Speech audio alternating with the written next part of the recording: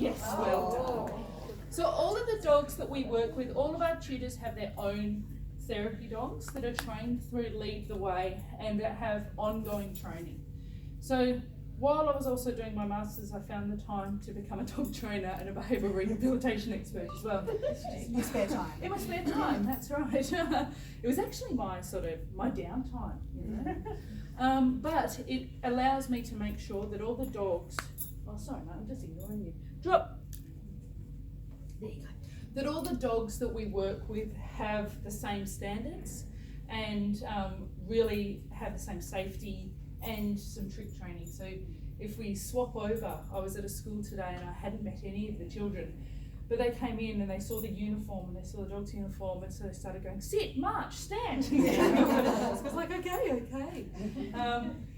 So yeah, that's us. There's many incursions and excursions out there to get kids involved.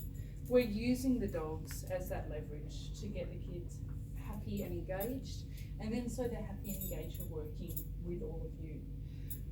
So I guess all I need to do now is open it up for questions. What sort of feedback have you got from the library staff that you've worked with? Yeah, fantastic feedback. You know, at first not.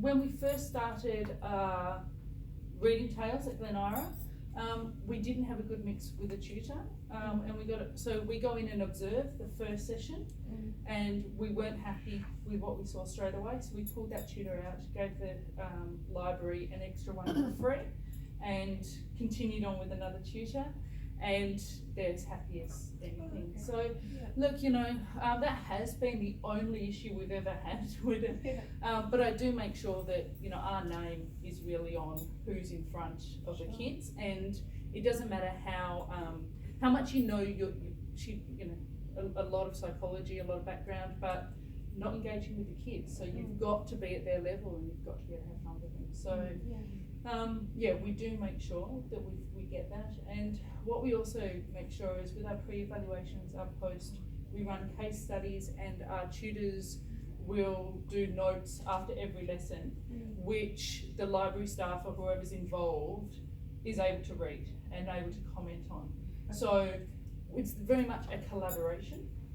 We also make sure that we're using the same language that the schools or the libraries are using. So if you have a certain way of doing things, we'll make sure that we're bringing that certain way of doing things in, so there's not a clash. Because kids will often give up if they see something. It could be the same to us, but if it's explained slightly different, if there's a slightly different process, it may all be too hard. So I meet with libraries individually, I show them the curriculum, we sit down, and then we make any small changes and shifts around if we need to. But so for those of us who aren't in Melbourne and are external, I guess, do you do like, have the passage do like a condensed, something during the school holidays as an activity that goes for a few days, or how does that sort of we work? have school holiday programs. We've done some at Kathleen's time before, and we usually do them over 2 days, 2 half days, it's a long day for kids, and then we can pick and choose what we want in our curriculum, and then the tutors run it. So our tutors do online training. We're talking about Zoom. Our tutors meet on a Tuesday night to talk about how the curriculum is going, so they really know their stuff a lot, but it's overcrowded. The curriculum's meant to be so they can pick and choose what they want. And so absolutely. Where are you? Sort of between here and Adelaide. Oh, wonderful.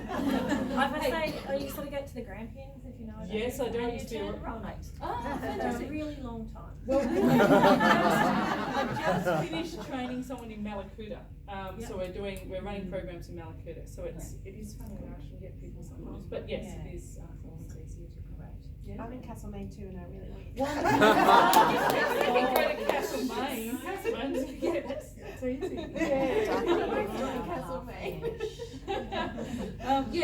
Usually what we usually do is, especially when we're setting up something new, is we work in terms 2 or 3, because then that gives us term 1 to work things out and get it early, or term 2. And especially in your first one, we don't often do term 4 because it's often a really busy term. So we've done it, but life is always easier in terms 2 and terms 3. Setting up. After that, we just run it. Just 2 short questions. One is, do you run it in a separate room, or is it out in the library? Oh, good question. We do.